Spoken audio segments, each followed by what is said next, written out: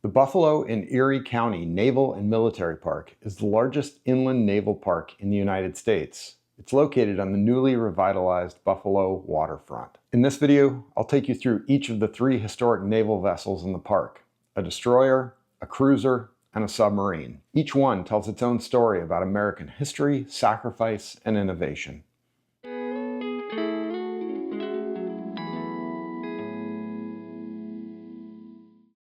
The first stop is the USS The Sullivans, which is a Fletcher-class destroyer with a name from one of the most emotional stories in naval history. She's named for the 5 Sullivan brothers from Waterloo, Iowa. All 5 enlisted together during World War II, and all 5 were serving together on the USS Juno during the Guadalcanal campaign. In November 1942, the Juno was torpedoed and sunk, and tragically all 5 brothers were lost. Their deaths hit the country hard, and the Navy made an exception to its rule.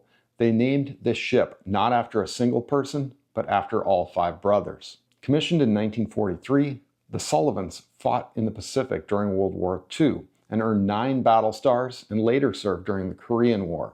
She was a tough, fast ship designed for escort duty, anti-submarine warfare, and just about any other mission the Navy could throw at her, including the Cuban blockade in the 1960s. She arrived here in Buffalo in 1977 and was designated a National Historic Landmark in 1986. But her story doesn't end there.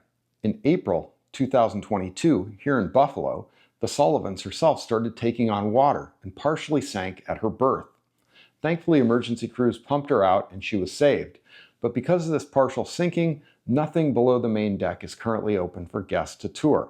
It's my understanding that the ship will soon be taken to dry dock to be stabilized and further restored. The second and largest ship on the tour is the USS Little Rock. She's a Cleveland-class light cruiser launched in 1945. She was finished too late to see combat in World War II, but that didn't mean her service was over. In the late 1950s, she was rebuilt into a guided missile cruiser, equipped with cutting-edge technology of the Cold War era. As you look around, you'll see just how massive she is compared to the other ships here. The Little Rock is actually the only surviving Cleveland-class cruiser in existence. Walking her decks, you can really see the Navy's transition from big gun ships to missile-era warfare. She represents a turning point in naval strategy, where technology started to matter as much as brute firepower. Because of her size, there's a lot to see, both above and below deck. On the main deck right away, you'll notice the missile launchers and radar equipment, a reminder of her Cold War conversion. And check out those massive 6-inch gun turrets. From the deck, you'll also get a fantastic view of the Buffalo waterfront and, of course, the other ships in the park. Now let's head into the combat and control areas. Just up ahead is the bridge, where the ship was steered and commanded, along with the navigation bridge. Below the main deck, be sure to look around into the crew's living quarters. Take a look at the enlisted berthing. Bunks stacked 3 high, showing just how tight life could be on board. Officers had a little more space in their wardroom, which doubled as a dining and meeting area. And their quarters, small, but definitely a step up from the enlisted bunks. So let's explore some of the daily life spaces. There's a large galley where food was prepared, and the mess hall where sailors grabbed their meals. There's also the medical and dental facilities, including the sick bay, everything needed to keep the crew healthy. And don't forget, there was even a barber shop, a small touch of normalcy in life at sea. For the mechanically curious, you can peek into some of the engineering spaces. While not all the areas are open for safety reasons, you can still see examples of the ship's complex electrical and mechanical systems, which kept her running smoothly. Finally, there's a few special spaces where the captain's and admiral's quarters are much larger and more comfortable than the rest of the crew's quarters. The last stop is the USS Croaker, a Gato-class submarine commissioned in 1944.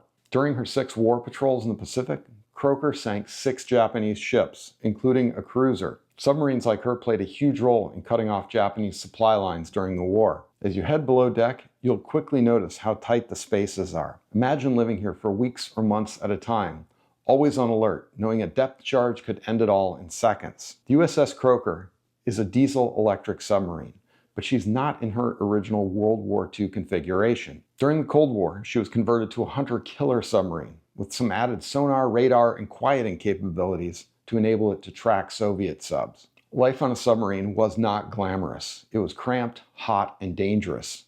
but submariners were some of the Navy's most highly trained and tight-knit crews. Although there's much on the boat that's well preserved, like its officer spaces, the galley, and the mess hall lounge, some of the sub is still in a state of restoration. Croaker has lost or had removed several original World War II parts: the forward torpedo tubes, parts of her diesel engines, both periscopes, and some other internal pieces are absent. Along with the USS The Sullivans, there's a plan to dry dock the boat in the near future to do further restoration. If you want to get a look at an almost pristine Gato-class submarine, Cleveland's USS Cod is in near perfect condition and retains her World War II configuration. It's more or less unaltered for visitor access, which means that stairs and doors haven't been cut through her pressure hull to facilitate access. While the USS Croaker is still very valuable historically and worth visiting, its preservation is less complete in terms of World War II authenticity. If you're interested, check out my video tour of the USS Cod.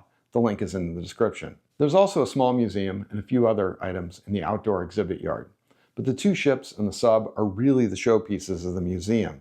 Each one represents a different piece of America's naval story, from World War II through the Cold War.